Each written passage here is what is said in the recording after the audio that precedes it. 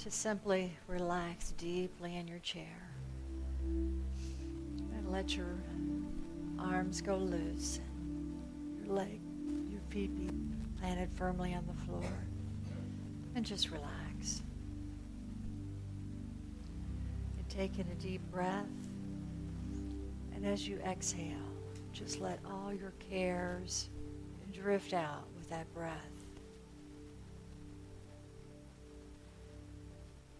And take another deep breath in, and let all your thoughts just drift out with the exhale.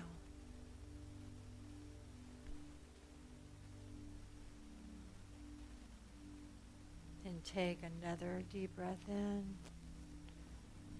and let all the physical pain or physical sensations or concerns just drift right out with the exhale.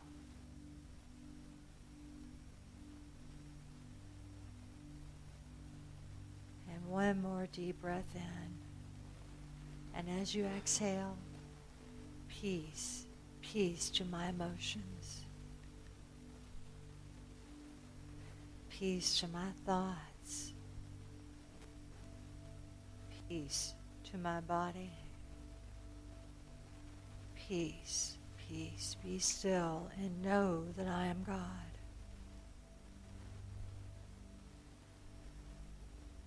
And as you continue breathing gently, just allow your thoughts to follow the sound of my voice.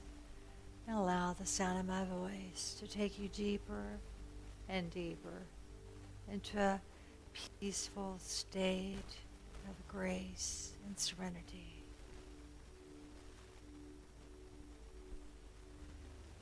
And imagine, if you will, if you could capture that feeling of love and joy that was floating through this room as we shared our divinity greeting with one another, to be planted deeply into your heart, and allow it to expand. Take any feeling of love you have for someone you love dearly, perhaps a spouse, a child, a grandchild, even a pet, and just focus on that love you feel in your heart and let it expand and let it grow larger. And let it drift out from your heart space, up through your chest and your neck and your face and your head, letting it all relax and radiate with love. And let it drift down through your shoulders and your arms until they feel the incredible lightness of being. And let it drift down through your solar plexus, over your stomach, down your hips, around your thighs, and down, down around your calves, down around your feet, and down through the earth. And feel and sense this energy now vibrating through every cell and fiber of your being. And you can see it and feel it. And so you decide to share it. And you see it expand out through this room, touching everyone, filling the sanctuary with this love, this light, this healing energy of God.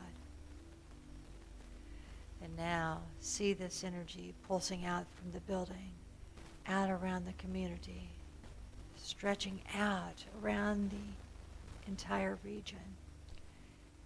And quickly, quickly moving out this love, this peace, this healing energy all across the United States, on into Canada, stretching out across the North Pole. See it down, crossing our borders, down through Mexico, Central America, South America, all the way around the South Pole. And view this love blanketing out over the oceans to the east and to the west.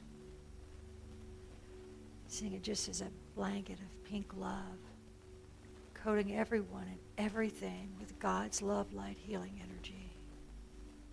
And now move it around Africa, up around Europe, around Asia, and let it head west from the United States until it reaches Hawaii, Australia, and have the entire blanket of energy race towards east and west to itself until the entire planet is blessed with this energy of love from your heart to all of earthly creation. See the peace and love and goodwill of humanity that we all know is our birthright, that we all see and live in this world we want to be.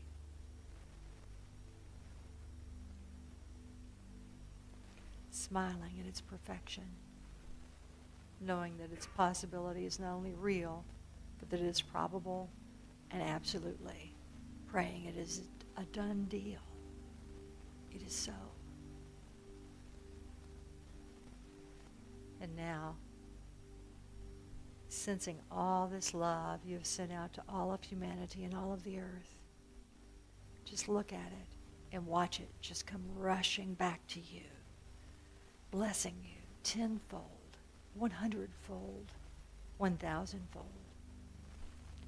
Have it come rushing back into you, filling you up, where every cell and fiber of your being is vibrantly radiating with this light, love, healing energy. And knowing that as we bless ourselves and we bless the world, it always returns to us. And that our only job is to call forth this spiritual energy, call forth this blessing, and let God do the rest.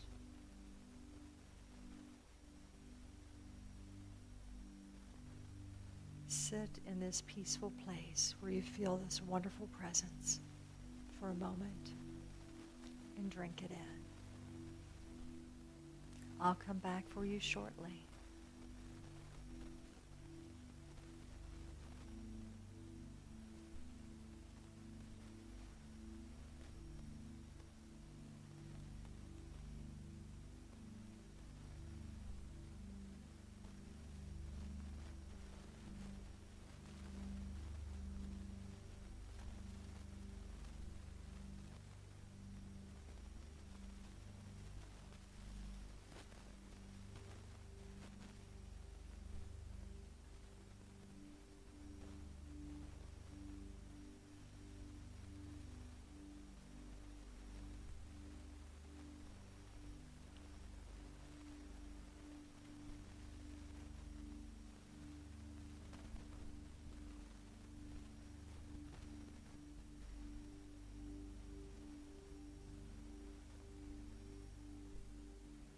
Now, with your cup running over, let us return to this sanctuary, knowing heaven on earth is waiting, and it's time to move on. And so it is.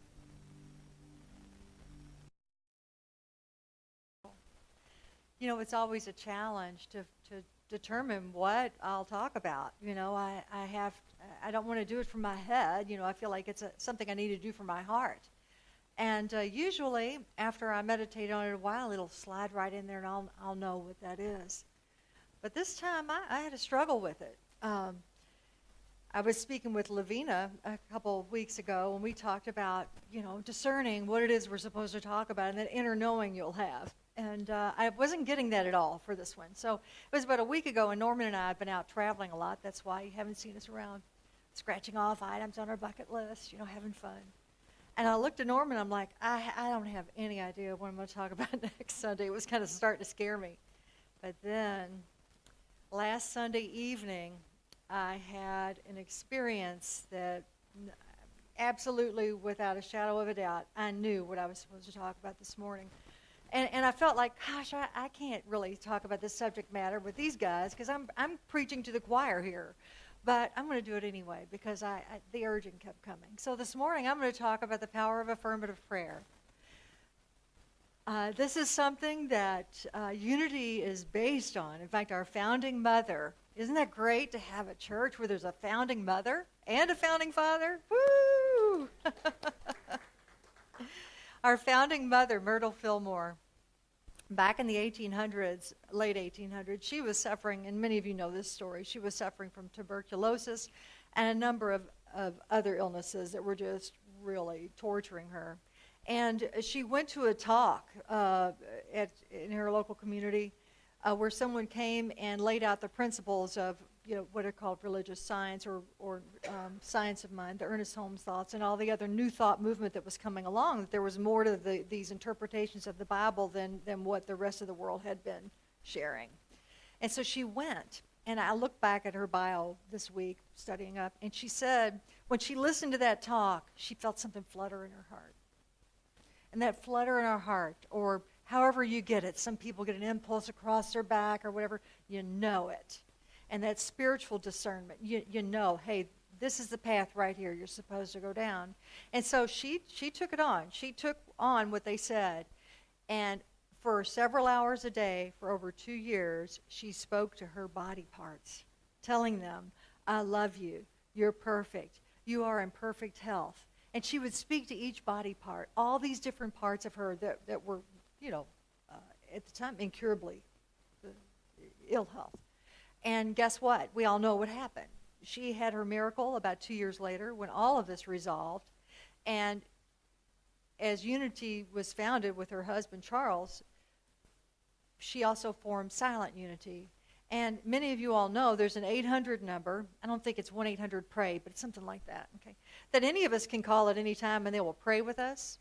And they will hold our thoughts in prayer for, I think, about a month. I did this back in February. When we, then this is what my talk is. When all else fails, oh, yeah, I guess I can pray.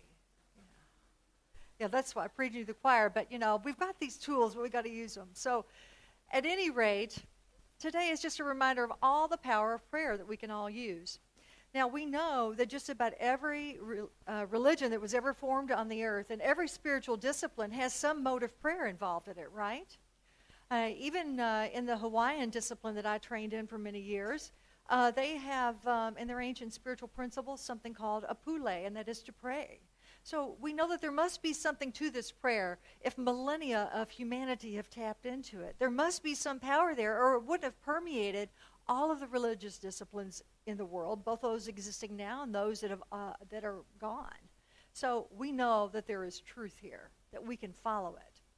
So what happens, though, is that in order to use these amazing tools, we have to employ them in our lives 24/7, don't we? So I always look at this prayer and spirituality thing. It's sort of like diet and exercise, okay? We can all tap into, and I bet any person in this room could tell me what they're supposed to be eating, how many calories they're supposed to eat a day, how much they're supposed to weigh, what their workout's supposed to be, their blood pressure, the whole nine, right? And if we don't know, we can open our phone and any news feed will have some new diet or some health and fitness formula.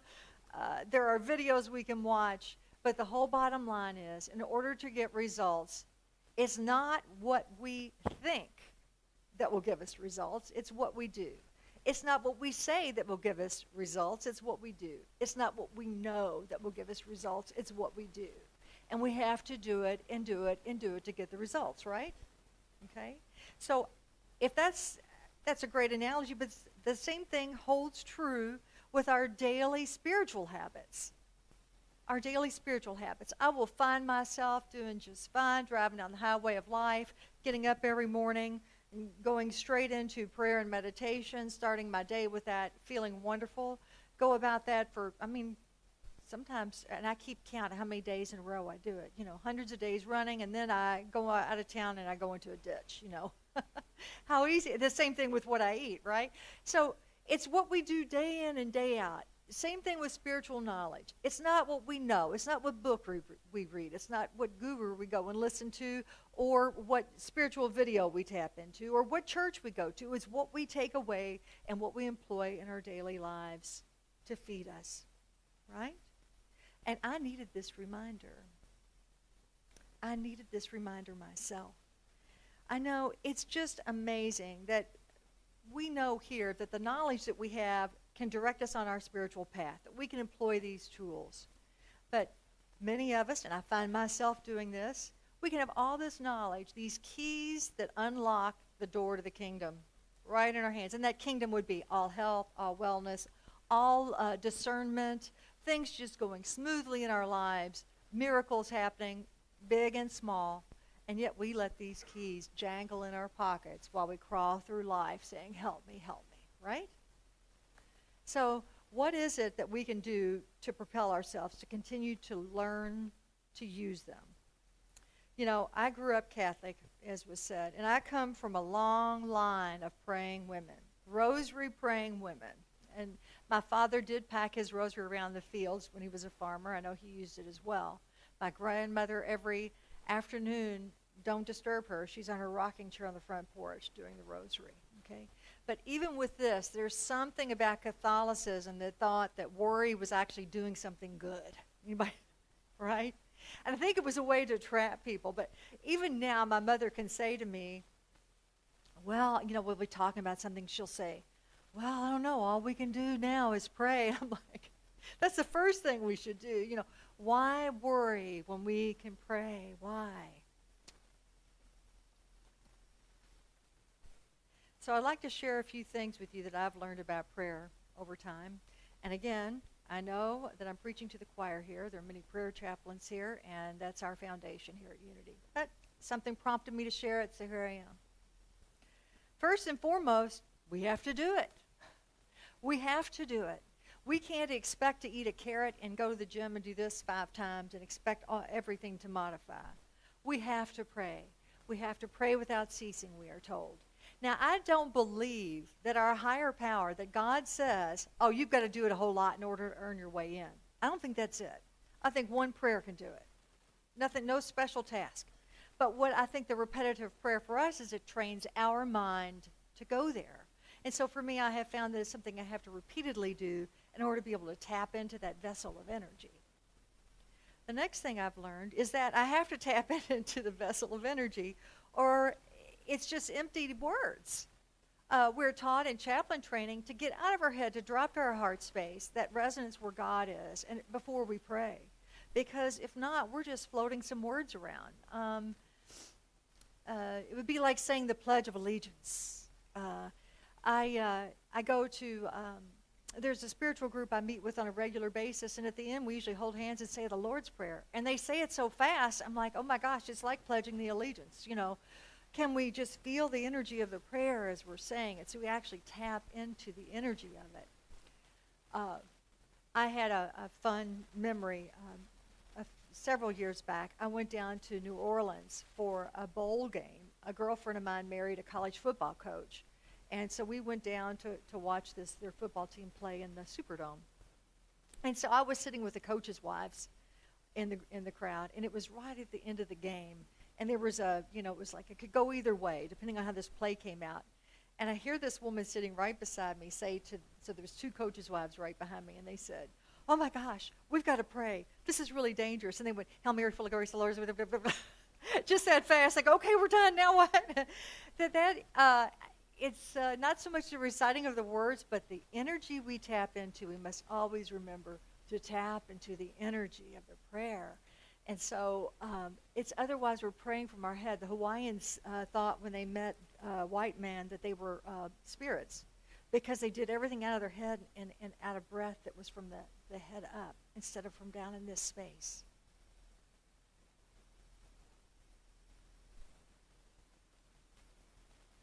The other thing I have to say about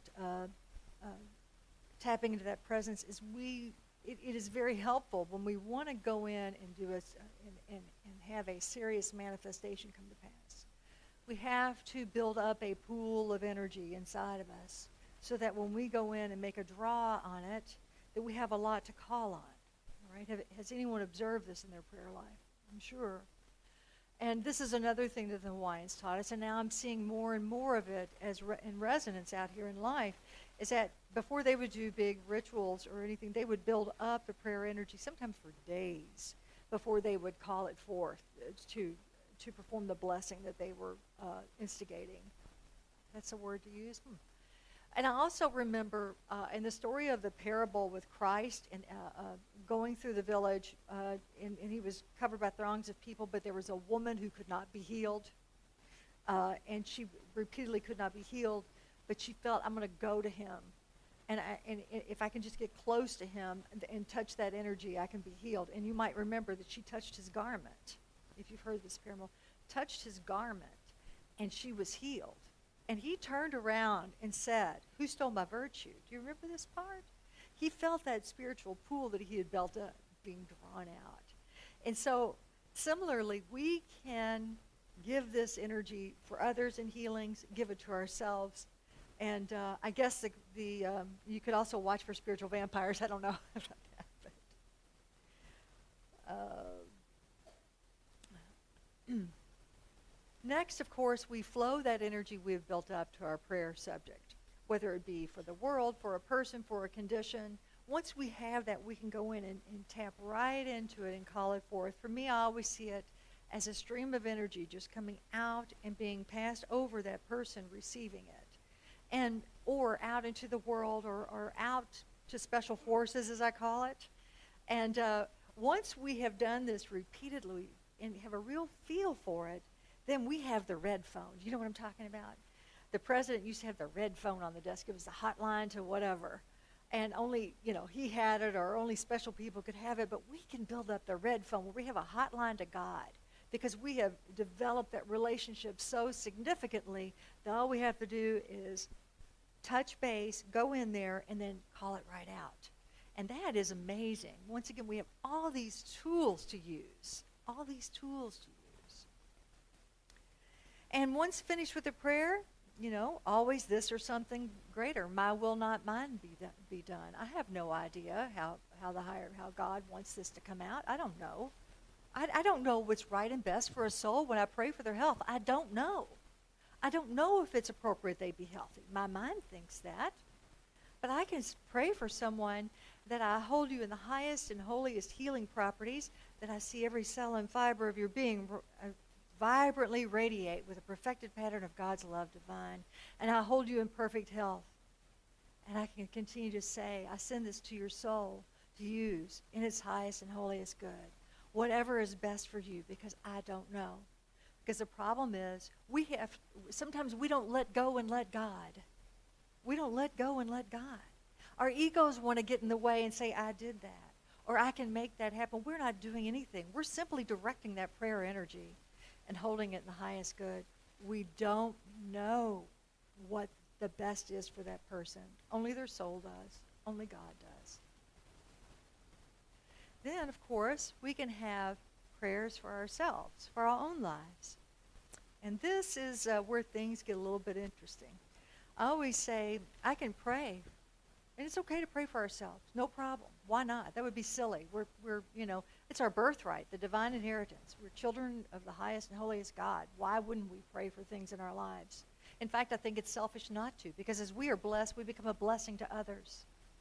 But for me, after I say that prayer, say it, hold a vision, any number of ways we can pray. I always say, I've got to put my feet under that prayer, right?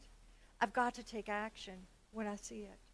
It's sort of like this. I know you all have probably heard this story, but I'm going to use it because it really is a great one to kind of demonstrate the point I want to make.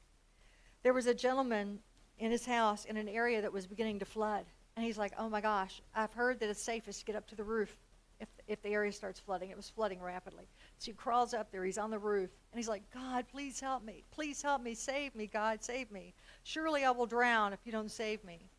And along comes the local fire department's amphibious rescue unit. They say, we're here to help. We're here to help. And he waves them off. No, God's going to save me. God's going to save me. He's sitting up there praying, God, please help me. The water's rising. Help me, save me. I'm going to drown. A boat comes along. Some good Samaritan says, come on, we'll help you out. And he goes, no, God's going to save me. God's going to rescue me. The water rises. God reaches down from heavens with a helicopter basket.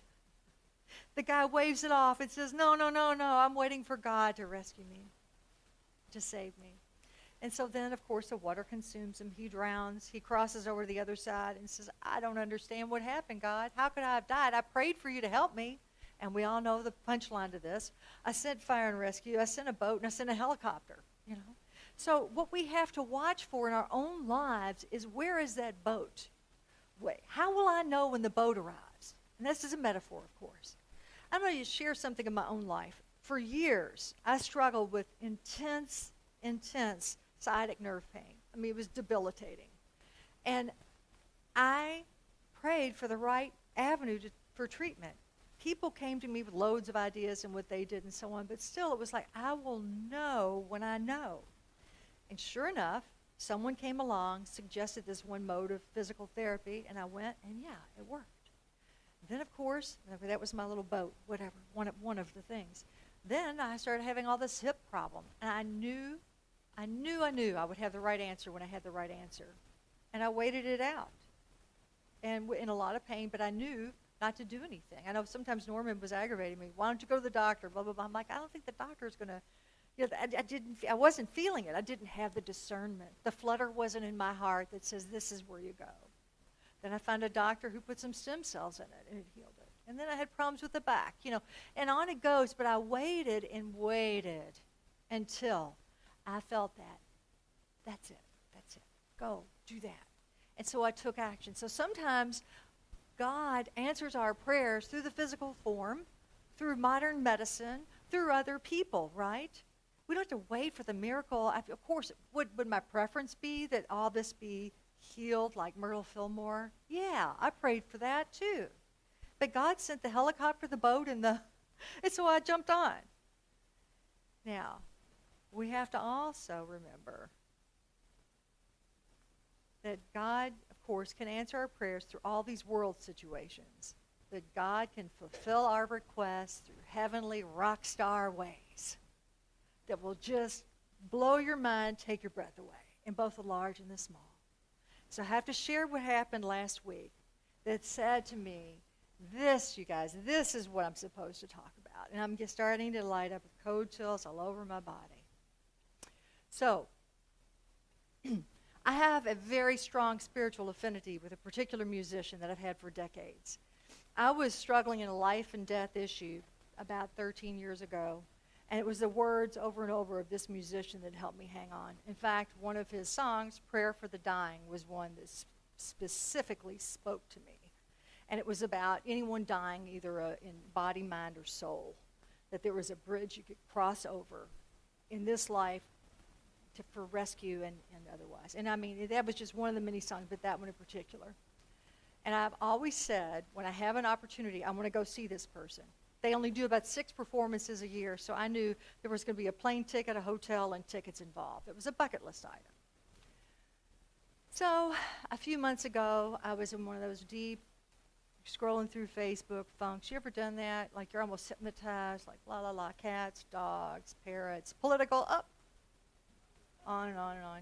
I'm like da da da da da da da da, and all of a sudden, here it was, concert calendar for this person. And I thought, I'll never be able to, summer concert, I'll never be able to do this. I'm traveling this year.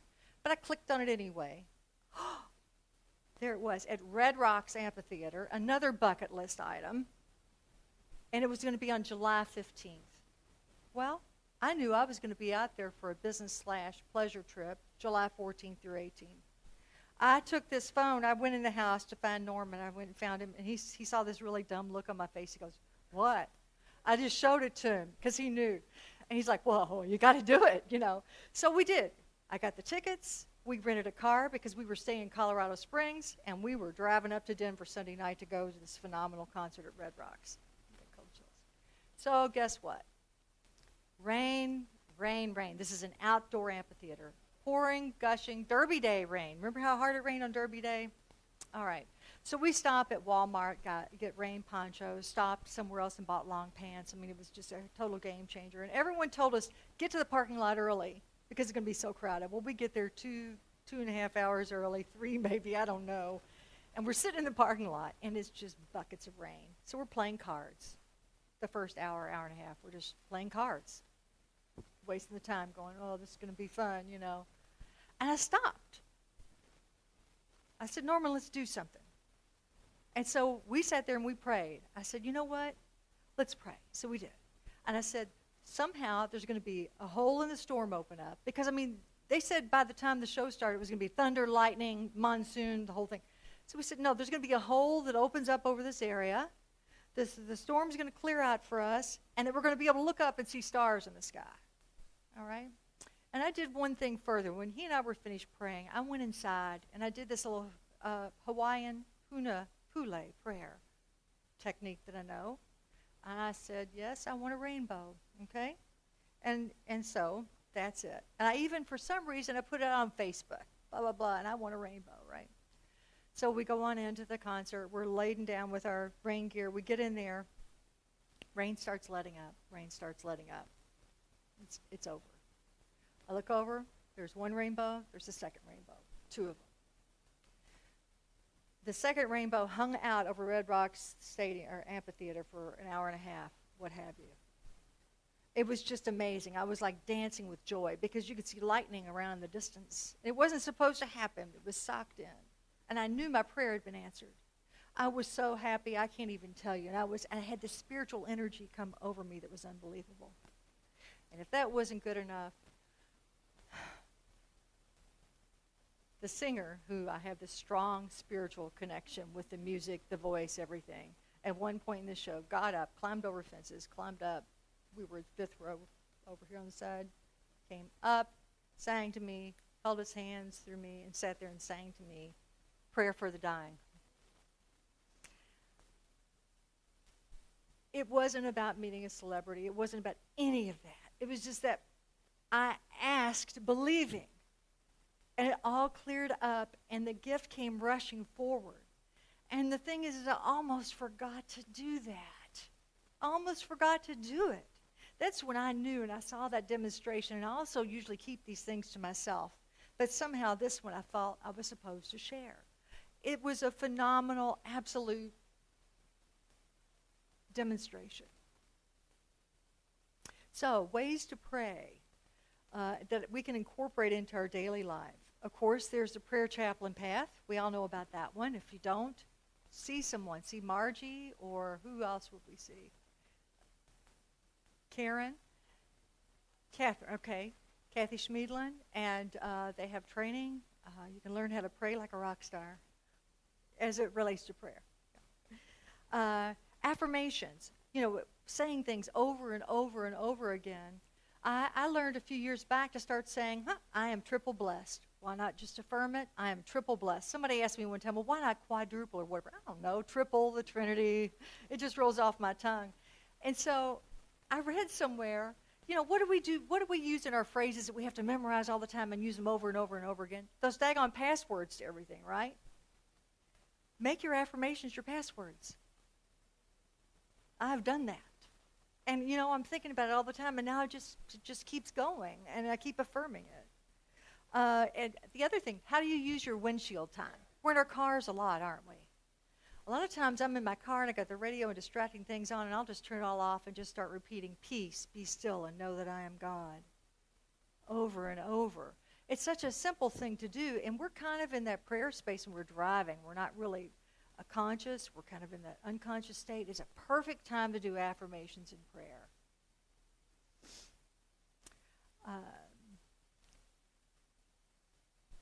Praying for others and for the world, taking time to do that. A lot of people say, oh, thank you for praying for me, or I'll do a certain Hawaiian huna blessing, and they go, oh, thank you for that. I'm like, no, thank you, because it has to come through me. It has to come through us to go out to others. So as we are blessing others, we become blessed and blessing. What a deal. Of course, I use all sorts of things. I use written requests. I've had a practice for 35 years of using a giant dry erase board of my particular prayers, which might be goals. It doesn't matter. I'm praying for it. That is something where it's front and center, and I'm embedding my consciousness with it over and over. And, of course, thanking ahead of time. Thanking that the prayer is answered well ahead of the game, because that's when the energy knows to make it happen. It's the strangest thing. That is the way to really make it work. And of course, when it does happen, full-blown Snoopy dance. Okay,